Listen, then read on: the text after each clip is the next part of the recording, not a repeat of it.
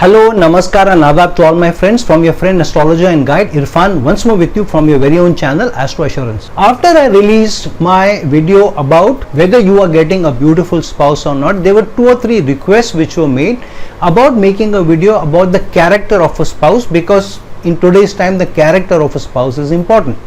Now today, how you see the character of a spouse is very different from earlier times. In the earlier times, even till the late 30s, 40s or even the 50s, and to an extent in the Indian subcontinent till the late 70s or 80s, the norm was that usually our mothers would tell us, or even our grandmothers would tell us, that I met your father, we liked each other, we got married, and so we have been together for last 40, 50, 60, 70 years so far. A lot of people even celebrate their platinum jubilee, so the 75 years, and then they part ways. Many times they go together within a few days or few spans, within a few days of each other. So that is almost like a fairy tale romance. Women in those eras used to say, the only man I knew was your father, for example, or your grandfather. But that norm started to change from the 60s and 70s. So after that, the norm became that, okay, I knew somebody before your marriage to your father, but after I met your father, we have been consistent together, we have been stable together, and societal pressures of having children, all that forced me to be in that committed relationship, and after that I never knew any other man. Same thing for men. Men would always also say that I had this person who I had a crush on, or I used to go around with that such and such a girl. However, after marriage, all the pressures of marriage or the commitment to spouse, to wife and to children made me not look anywhere outside. But the norm changed especially from the 90s onwards, where more open relationships became the norm. By open I mean that people were dating many people and eventually settling down with one, and every now and then every 10th or 12th relationship would end up because there were challenges in the character of one person because of looking outside of the marriage or even cheating. However, that was still not so rampant. However, from the new millennium, especially stepping into the 21st century, the things started to change to such an extent that predominantly dating became a norm, and people would know many people, maybe 10s and 20s of people before they settle down with somebody. And after that also, the marriages were very, very strong, but loosely every now and then some indiscretion may happen here and there. Sometimes these spouses would forgive each other, or sometimes it would even lead to a separation or a divorce. This became more prevalent in the West, though in the Indian subcontinent and many other countries which had less of Western influence, the norm still was that, okay, I mean, no 2 people, 3 people, even 10 people before marriage. Then after marriage, more or less, we have been together, and if I don't get along with your father, I separate, I divorce. So divorces became more open, became more common, and not because of infidelity, because of other reasons also, but infidelity or character of a spouse also became one of them. So now the question has started more in the last 10 to 15 years all over the world, forget only the Western world, that how do you know that somebody is of a good character? Now, the way I would define good character in today's time, because Desh Kal Patra is very important, and astrology also says that the prevalent times is how you should be also looking at astrological placements and how you are analyzing the placements. So for in today's time, the way I would define character is that if for some reason you did see 2, 3, 4 people, how many people before marriage, but once you are in a committed relationship, you should be committed in the relationship till that do us part, till you don't separate or there is no breaking up in the relationship. But the breaking up should not be because of infidelity issues. Then that person can be said to be of good character.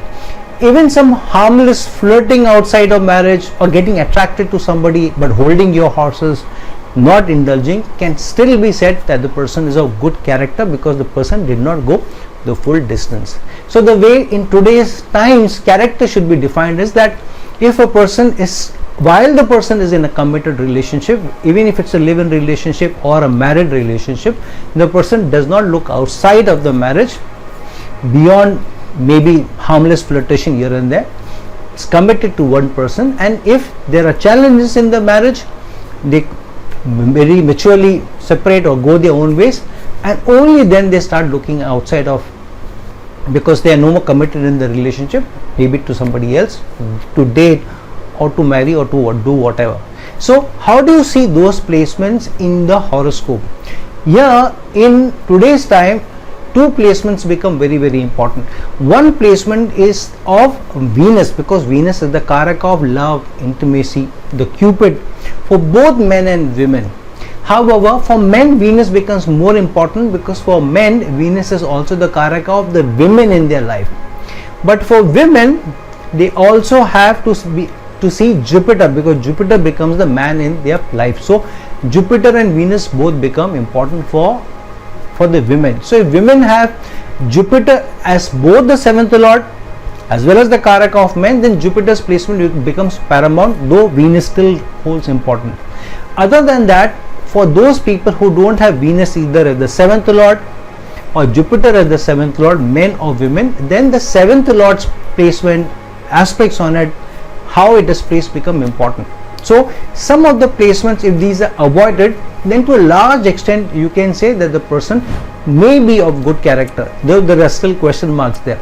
So 6th house is surely a placement for the 7th lord to not get into, because that can be a sign of trouble. The trouble can come because of character, or because the person not being committed in the relationship, because of the person not being able to gel with you. So definitely the bonding of the relationship, the longevity of the relationship is under question if the 7th lord gets into the 6th house, or Venus gets into the 6th house, or for women, if Jupiter for example gets into the 6th house and Venus is also placed tough, as well as the 7th lord is placed tough. So for example, for a Cancer ascendant native, for men or women, 7th house lord is Saturn. So Saturn's placement becomes very, very important, plus Venus's placement becomes very important if it's a man. If it's a woman, then Saturn's placement becomes very important. Jupiter's placement also becomes important, because Jupiter is the karaka of men, and Venus's placement also becomes important because Venus is the karaka of intimacy, and is very important for women also, because women also look at this soft, the empathy, to pampering and the love and affection from men. At least I think so. So for men or women, the 7th lord's placement becomes very, very important. So if the 7th lord or the karaka of love and intimacy, Venus, either or both of them don't get into the 6th house, 8th house and the 12th house, then to a large extent there is less cause for trouble wherever else they may be placed, as long as none of them get into a debilitation sign. Or if they get into the 5th house, which is romance, and that means the 7th lord gets into the 5th house but under the aspect of say two malefics or Rahu, then there can be a challenge. However, the biggest cause for trouble can be if the 7th lord and Venus both come under the aspect of Rahu or any other malefic, then there is a larger cause for concern. As long as these placements are avoided, you can say it is safe to say that the person can be of good character, the marriage can be of long-term stability and consistency and good strong bonding also. Then many other factors should be spoiling that, combining that with the Navmansh. So in the Lagna, if the 7th house lord, Venus are not in the spot of bother, not in the 6th, 8th and 12th house, but in the Navmansh they get into those placements, then definitely some chance, some probability of trouble still coming into the marriage because of various issues can come in. However, if in the Navmansh 7th lord and Venus are both in the spot of bother in the 6th house or the 12th house and placed with malefic, then it increases the challenge of the person being of questionable character, no guarantee, to a larger extent. And so both the Lagna chart and the Navmansh has to be looked into together to be able to see whether there are challenges arising. Venus in the 2nd house, though it has Taurus energy, sometimes can be a problem placement, because Venus is the karaka of Libra sign, which is the lord of the 7th house. So if Venus gets into the 2nd house but under the aspect of malefics or placed with malefics, then too there is a spot of bother. Other than that, usually for the 7th house lord or Venus or Jupiter, these safer houses are the 7th house itself, the 9th, the 10th, the 11th house, the Lagna, the 2nd, the 3rd, the 4th and the 5th, all these houses are safer as long as they don't involve malefics, 2 or 3 malefics placed with it or aspecting that and not in debilitation sign. So friends, let's jump into all the signs one by one and quickly breeze through what can be safer placements for planets in the 7th house or the placement of Venus, plus what can be to a certain extent placements which can be avoided. Now when we look at from Aries onward, what are some of the safer placements for a person to get into a relationship with? Now if you are born in an Aries ascendant, then some of the important placements for you become the placement of Venus and the 7th lord. Now for an Aries ascendant native, Venus rules both the 2nd house as well as the 7th house. So the placement of Venus becomes very, very important because Venus is the Karaka of intimacy as well as love and a committed relationship. So yeah, if Venus gets into the 6th house in its debilitation sign, then this is a cause for big trouble, especially if any other malefic is placed with it or aspects it. However, the safer placements for Venus are the 7th house, obviously, because it is in its own sign. However, if any malefic aspects Venus in the 7th house or is placed with Venus, then there is definitely a challenge. However, if benefics are placed in the 4th house or Venus gets into the 4th house, Venus even gets into the 2nd house, though it is 8th from itself, still it's a good placement, or Venus gets into the 11th house or even the 12th house, it's a good placement because Venus rules both the 7th house and the 2nd house. So getting into exaltation in the 12th house can also be a good placement. Venus in the 5th house can be a slight spot of bother, especially if any other malefic gets placed with it. However, in the 2nd house, 3rd house, 4th house, 7th house, the 9th house, the 11th or the 12th, it's a good placement, or it can even be a great placement if placed with other benefics. In the ascendant where the person has a Taurus ascendant, for such a person Venus rules the 6th house and the Lagna, so Venus becomes very important. However, Mars rules the 7th house and that too in the sign of Scorpio. So if both Venus and Mars get into spot of bother, then definitely there is a challenge. However, if Mars gets placed strong, for example in the 9th house, or Mars gets into the Lagna, or Mars gets into the 2nd house or even the 4th house, then it is a strong placement. However, along with Mars, Venus also has to be in good placements. For example, Venus in the 11th house, Venus in the Lagna, Venus in the 3rd house, Venus even in the 2nd house to a certain extent can be good because it has Taurus energies. However, it is surely a good placement for gains. However, your person can become dual minded. So if there is a malefic place with Venus in the 2nd house, then this is the greatest spot of bother. However, definitely Venus should not be placed in the 5th house for a Taurus ascendant native, and definitely not under the aspect of any other malefic or Rahu. So Venus getting placed into the Lagna, the 3rd house, the 4th house, the 7th house, the 9th house, the 10th or even the 11th can be good placements for Taurus ascendant native as long as Mars is also placed strong and does not get into the 8th house or in the 3rd house where it gets debilitated, 5th house which is the debilitation sign for Venus. For a Gemini ascendant native, Jupiter becomes very important because Jupiter rules both the 7th house as well as the 10th house. However, Venus rules both the 5th house and the 12th house. So if Venus gets into a spot of bother, then definitely there is a greater challenge because the 12th house of bed pleasures and the 5th house of romance can get activated and negatively. So Venus should surely not be in the 4th house here or in the 6th house or in the 8th house, and to an extent even in the 12th house as long as it is placed with a malefic or under the aspect of a malefic. So Venus can be good in the 9th house or the 10th house, even in the 3rd house or in the Lagna. Similarly, Jupiter should also be placed well. Jupiter should not be in the 8th house or in the 12th house or going into the 4th house or in the 6th house. So when both Venus and Jupiter are placed in the 6th or the 8th or the 12th and in their debilitation signs, then definitely this can be a challenge for Gemini ascendant native. For a Cancer ascendant native, Saturn rules the 7th house, and if Saturn goes into its debilitation sign in the 10th house or goes into the 12th house or goes into the 3rd house where Venus gets debilitated, or even in the 6th house, 12th to itself, then it can be a challenge. And if Venus, which rules the 4th house of domestic life, if that gets into the 3rd house or even into the 12th house or in the 8th house or even in the 6th, it can be a spot of bother.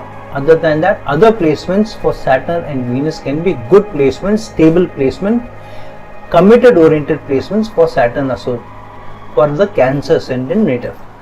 For a Leo ascendant native, Venus should surely not be in the 2nd house, though it has Taurus energies, but definitely it is the 2nd house, is the house of family, and here Venus gets debilitated. So this is surely a spot of bother.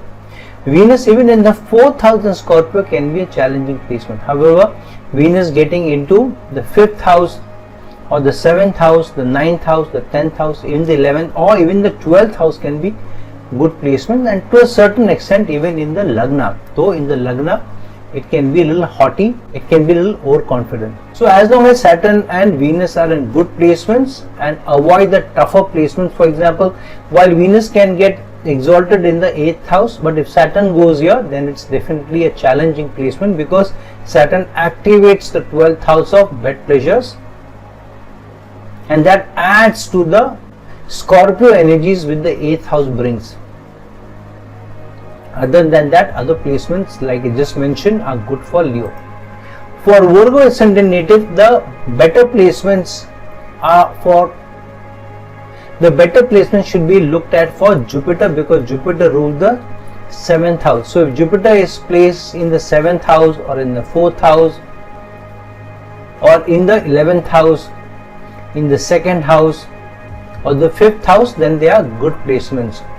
However, if Jupiter gets into the 8th house, Jupiter gets into its debilitation sign in the 5th house, then this can trigger challenges.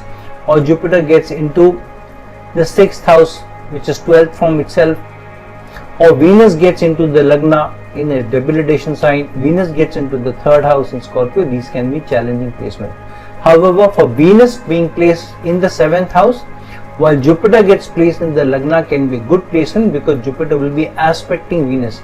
Otherwise, Venus in exaltation also, but in the 7th house, can create the high need for intimacy, though definitely it cannot be called that just because somebody needs high intimacy, that person will cheat or look outside of marriage. For a Libra ascendant native, the better placements for Venus, which rules the Lagna as well as the 8th house, are in the Lagna itself, in the 4th house, in the 5th house, or in the 9th, 10th, or even in the 11th houses. However, it should definitely not be in the 12th house and even in the 6th house where it gets exalted, but because it is in the 12th house from the 7th house, which has Libra energies, it can be a challenging placement. And Venus or Mars getting associated with the 8th house can be definitely a spot of bother, as well as the 12th house. Mars ruling the 7th house, if Mars gets placed either in the 12th house or in the 6th house or in the 4th house, can also create challenges for a Libra ascendant native. For a Scorpio ascendant native, Venus becomes very important because Venus is both the 7th lord here as well as the Karaka of love, intimacy, commitment and bonding. So if Venus is placed in the 7th house, it can be a good placement. However, as well as Venus going into the 9th or 10th or even the 4th house or the 2nd house, or even the 3rd house can be good, but Venus going into the Lagna can create challenges because Venus will then go into the Scorpio sign. Venus going into the 5th house can also be a good placement as long as there is any other aspect of a benefic on it. However, Venus going into the 5th house with a malefic aspect on it can create challenges surely in the marriage, in the commitment to the marriage, and in the terms of how the person carries himself or herself with character. Venus even going into the 6th house can be a challenging placement because it has Virgo energies where Venus gets debilitated, and this is the 12th placement from its own placement of its 7th house rulership.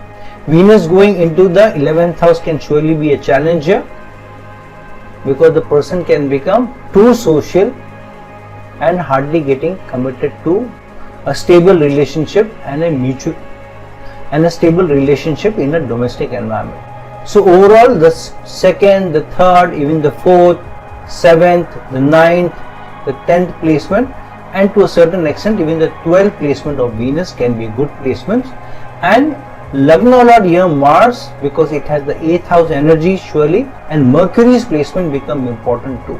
So as long as Mars and Mercury are well placed, not in any debilitation sign or in the 8th or the 6th house or the 12th house, then it can be a placement of commitment, loyalty and good character for the spouse of the Scorpio ascendant native. For a person who has Sagittarius ascendant, for him 7th house ruler is Mercury, and if Mercury goes into the debilitation sign in the 4th house, then this can be a big challenge because 4th house is the house of domestic bliss.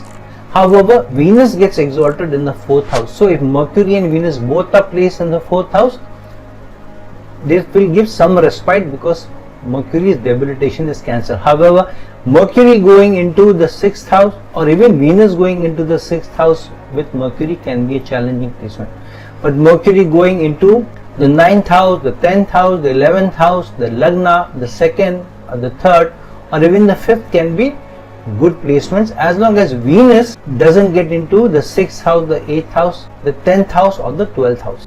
Then for any other placement, the person or the spouse of Sagittarius ascendant native can be somebody who's committed, bonded well into the relationship and can bring good luck into the marriage because of being exalted in the 4th house of assets. For a Capricorn ascendant native, Moon becomes very important because Moon is also a karak of empathy, love, affection and comfort.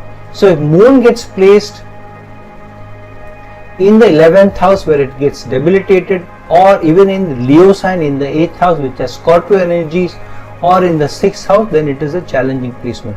Other than that, Moon getting placed in the 7th house itself in its own sign but under the aspect of any other benefic can be a better placement. But Moon getting placed either with Mercury or Moon getting placed with Rahu or under the aspect of Rahu or Saturn or even Ketu can bring challenges in the relationship. However, Moon getting into the 10th house, the 12th house, the Lagna, the 2nd house, the 3rd house, the 4th or even the 5th are good placements for the spouse of the Capricorn ascendant native as long as Venus also is placed strong and does not get into the 8th house or the 9th house or the 11th house or the 6th house. So any other placement are good. So as long as Moon and Venus are strong, you can say the person or the spouse of the Capricorn ascendant native can be committed and well bonded to the native. For Aquarius ascendant native, here Sun becomes very important because Sun rules the 7th house. So Sun should not be placed either in the 8th house or the 6th house or even the 12th house, and to an extent even in the 9th house because it can give a break even in the married life. However, Sun going into the 10th house, the 11th house, the Lagna, the 2nd or the 3rd or even the 4th house can be good placements, and to an extent even in the 5th house. However, Venus should surely not be placed in the sign of Cancer in the 6th or in its debilitation sign in the 8th or in the Scorpio sign in the 10th house. So as long as both Sun and Venus are placed well and strong, one can say that the spouse of the Aquarius ascendant native can be somebody who is committed and adds value to a stable relationship at home. For a Pisces ascendant native, Mercury becomes very important because Mercury gets debilitated in the Lagna. So this can also bring challenges to the stature and dignity of the person in society. So as long as Mercury is not placed in the Lagna or in the 8th house or the 12th house or in the 6th house, this is a safer placement for other placements. So Mercury in the 9th house, the 10th, the 11th, to a certain extent even the 12th or the 2nd or the 3rd or the 4th and even 5th houses are good placements. However, Venus surely shouldn't be in the 7th house here because it can create great challenges in the marital relationship because Venus gets debilitated in Virgo sign in the 7th house. Venus can be okay in the 8th house, but it is better that it is avoided in the 8th or in the 9th house and in the 6th house. Other than that, Venus getting into the 10th house, the 11th house, the 12th, the Lagna, the 2nd, the 3rd, the 4th and even the 5th house can be good, but in the 5th house it should not be under the aspect of any other malefics. Now let's talk about the horoscope of somebody who acknowledged that she has cheated while being in a relationship and came out with a public apology as well. This is the horoscope of Kristen Stewart, a famous Hollywood actress who was in a relationship with Robert Pattinson, and they came in the vampire series, a string of movies which also brought them close together and also a lot of fame. So here in the horoscope of Kristen Stewart, you can see that Mars rules the 7th house of a committed relationship and Mars has gone exalted. But the challenge is Mars is placed with two malefics, Saturn and Rahu, and that's where the trouble starts. Because apart from the 7th house, Mars also rules the 12th house of bed pleasures. Secondly, Venus rules the 6th house of a break-in relationship and Venus is placed in the 10th house. So getting connected with somebody at work and because of which trouble ensuing is this placement. Especially because Venus is placed in the Navmansh with Ketu and in the 6th house, which is the strong placement of a relationship breaking. In the 6th house, Venus loses its energies of being committed, and especially with Ketu, surely it's a placement of many relationship breaking. Secondly, Ketu aspects a 7th house, and so Ketu denies a long-term stable relationship, and this is strengthened because Mars is in the 7th or Mars is in two doshas. One is the Shrapit dosha between Saturn and Rahu, and Mars and Rahu together give the Angakaraka dosha. And in the Navman, Jupiter, which is the Karaka of a man for a woman, Jupiter is in the debilitation sign in the 7th house but with Saturn, and so her sexuality is also under question because she has also accepted that she is a bisexual person, because Rahu rules the 8th house of hidden sexual pleasures and is placed in the 12th house of bed pleasures, and Rahu aspects both the 4th house of domestic bliss and Rahu also aspects the 8th house of hidden sexual energies, hidden sexual pleasures. So her sexuality is under question, her committed relationships are under question, and hence she has been in multiple relationships both with men and as well as women. So her character is surely under question. So friends, now that we have seen how for the 12 signs certain placements can be tougher placements, do try and understand, but don't raise a bogey just because you assume there is one. So don't just assume the character of your spouse or somebody who you are in the relationship or wanting to get into a relationship just because they have some so-called not so good looking placements. Just because of that, don't assume that the character is under question. it is better to understand people more closely, to trust people more, and then to fathom from how they turn out in terms of the relationship, the closeness and accessibility to you, and no secrets. Then you can surely say that the person is of maybe good character or questionable character, and don't go only with astrological placements, because a lot of willpower is still given to the person. I have seen many horoscopes where the person could have gone on the wrong path but held strong to their ground because of, again, the Desh Kal Patra placement. So somebody who comes from a more orthodox family, more reserved family, may still be able to hold on to their ground if the second house lord is placed strong, the ninth house lord is placed strong. So don't just assume somebody may indulge in something just because of the seventh house lord or the Venus getting into tough placements. The second house lord and the ninth house lord being very strong, then their values and principles can come to their rescue, stopping them from indulging. So be careful of how you assess the situation. Don't raise an alarm if there is no cause to raise an alarm, and trust is the backbone of a solid consolidated relationship, and character building also starts from trust first. So if you are trustworthy, generally you also find a trustworthy partner. So friends, like this video, share this video, and if you're looking for a personal consultation from me, please reach out to me at the links given below. Until some other time with some other video, this is your friend astrologer and guide Irfan signing off. Ciao.